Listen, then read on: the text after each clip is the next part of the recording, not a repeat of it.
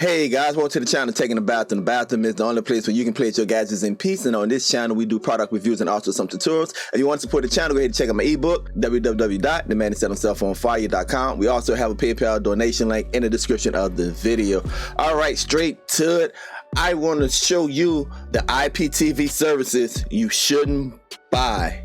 But first, this commercial. Hey, have you ever wanted to start a business? Ever asked yourself, exactly what skills do I have so I can generate extra income? Hey guys, congratulations, you are in luck. I have put together a 45-minute plus video showing you how you can become your own cable company. That's right, how to resell. You don't have all of the overhead and all of the upfront money. The only thing you have to do is become a reseller of IPTV. This video lays out the basic principles to get started right away and how you can become a successful reseller. Don't be like the others, just trying things that don't work time and time again, putting money in a bag with a hole in it. This video is really going to show you the important steps of how to get a landing page that convert. Yes, how to get a landing page that convert, and also how to put a payment method on that landing page where you can get paid even as you sleep. Go ahead guys, look into this video. A $75 donation will get you started on becoming a reseller today. Don't sleep on your dreams. Don't be the person that say I shoulda, I woulda, I coulda. This video can help you get started today. It's your boy at Taking a Bathroom. Peace.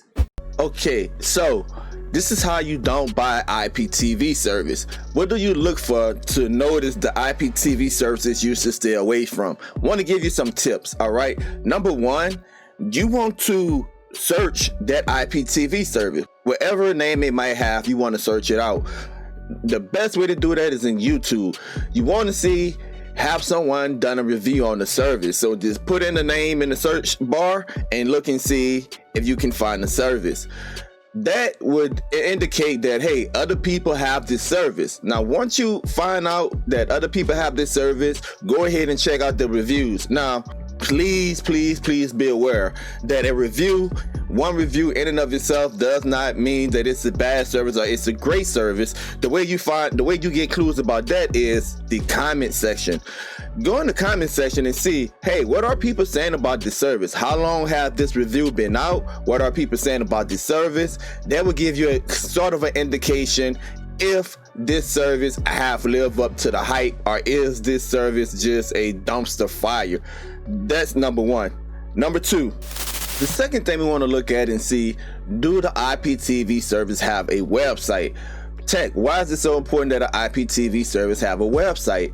As some of you already know, there's IPTV services that have Facebook groups or might have a Telegram. Sorry, resellers, but the reason why you choose an IPTV service with a website, it shows you that they're there for the long haul. And in particular, A, they got a little skin into the game. B, they have a hosting site to host their website, so they invested. And a lot of these IPTV services that have a website and is invested into their service usually pay some type of monthly fee to host it, or some type of monthly fee to have automatic payment. So that lets you know that A, they're not a fly-by-night type of organization. Those are the ones you're looking for. Stay away from the Facebook group and the Telegram groups. They're just not as reliable as one that have at least a landing page website. Number three, a way to reach out to them. Now, one of the things I like to do whenever I'm testing my IPTV service, if the company approach me, I ask them, I say, hey, what things do you want to highlight? And then I ask for their website and the APK to download, and I go through all of that. One of the things I look for in a website is the contact us or contact me. I'm looking for a way to contact you, and some of them have like an automated system to where you can put in a comment or whatever. Go ahead and test it out. Hey, I'm interested in your service. Boom, shoot the email. Or if they have an email address, go ahead, take the email address, email the email address, and be like, hey, look, bam, I'm interested in your service. And look at the response time. One of the things you want to see is that, hey, if they take forever and get into me when I'm looking to buy their product, what happened if I have a problem that amount of time that they reach back out to me? So that's another way. Those that don't have a way to be contacted, stay away from them. The next one we want to look at is payment. can I pay them either with a credit card or PayPal or something like that?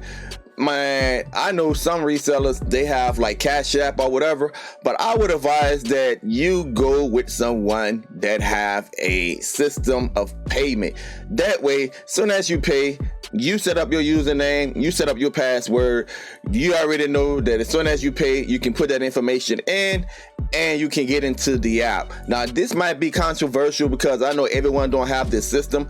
I believe that they pay monthly for this system or however they pay for the system, but it's another way to show you that, hey, they have skin in the game because they have some type of credit card processing company behind them. And finally, guys, just use plain common sense. These are some ways you can avoid the shady IPTV services, and these tips will help you become better at finding a good service.